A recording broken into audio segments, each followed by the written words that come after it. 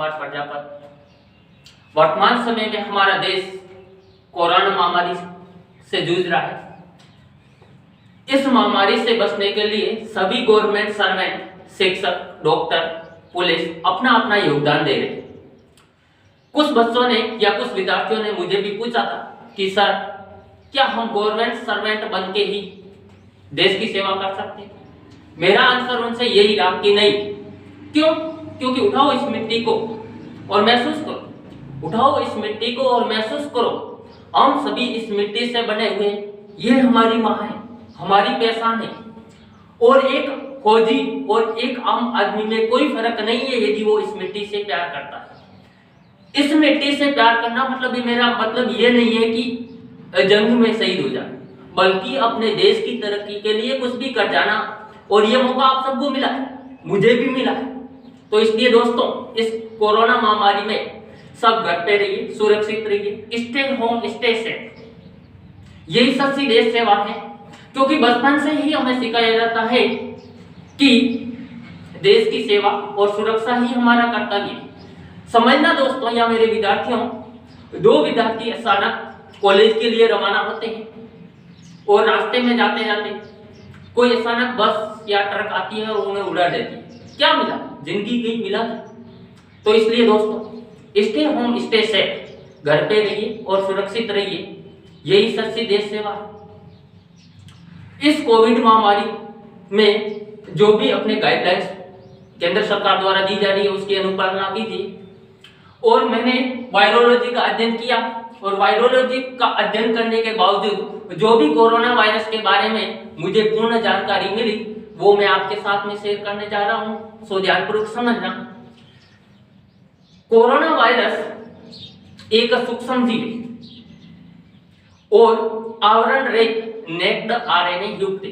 अब किसी व्यक्ति को यदि कोरोना हो जाए तो सीधे ही कोरोना वायरस है वो उस व्यक्ति के माइंड को इफेक्ट करेगा, जिसके कारण उसके दो सिस्टम होते हैं, एक नर्वस सिस्टम और एक एंडोक्राइन सिस्टम। ये 2 सिस्टम है वो वीक हो जाते हैं, जिसके कारण यदि किसी व्यक्ति के जो एंडोक्राइन सिस्टम और नर्वस सिस्टम वीक हो जाए तो उस व्यक्ति की जो इम्यून सिस्टम है अर्थात रोगों से लड़ने की क्षमता है वो कम हो जाती है, जिसके कारण उसके हेल्थ पर सीधा ही प्रभाव पड़ता है।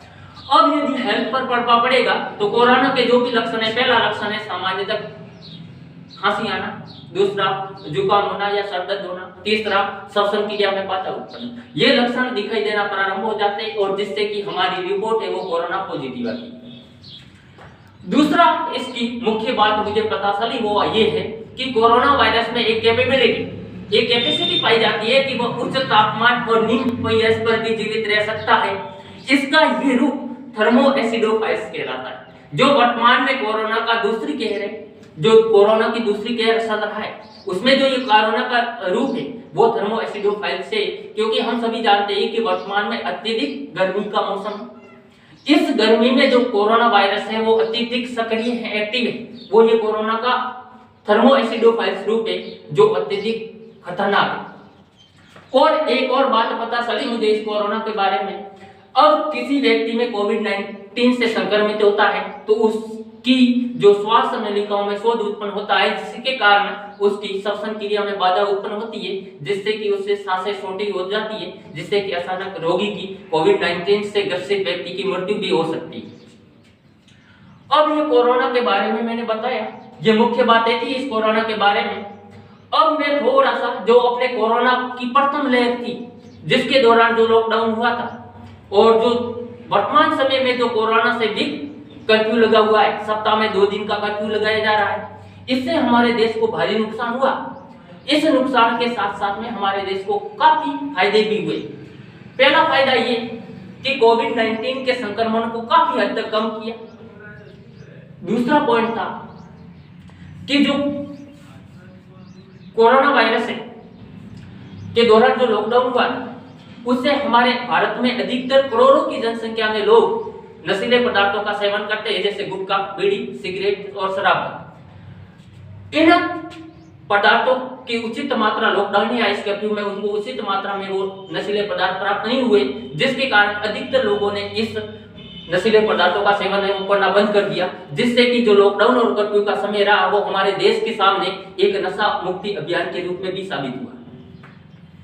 अब तीसरी जो फायदा है, बेनिफिट है, वो बेनिफिट ये हुआ कि हमारे भारत की जो एनवायरमेंटल कंडीशन है वो काफी सुधरी।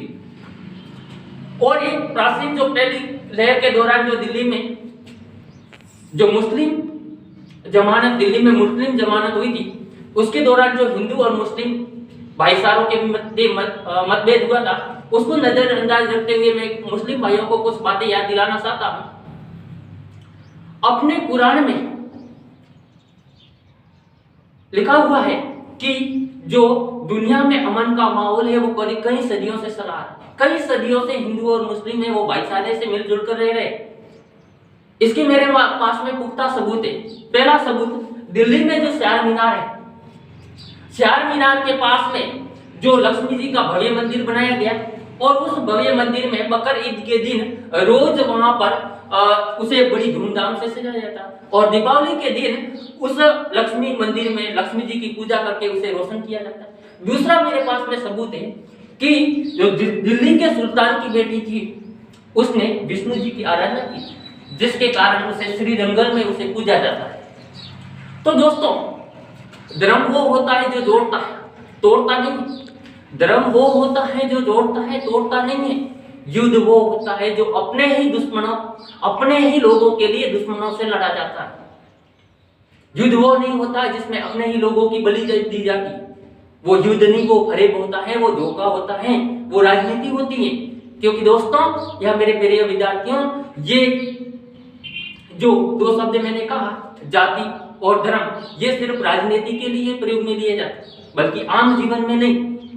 इसलिए दोस्तों, इंसानियत के खातिर सभी लोगों से मेरा यही निवेदन है कि स्टे होम, स्टे सेफ, घर पे रहिए और सुरक्षित रहिए। और मैं एक बात बताना चाहता हूं, जो पहले जिक्र की थी कि दोस्तों, कोई भी देश सेवा के लिए, देश की सेवा के लिए कंधों पर मेडल की कोई आवश्यकता नहीं है।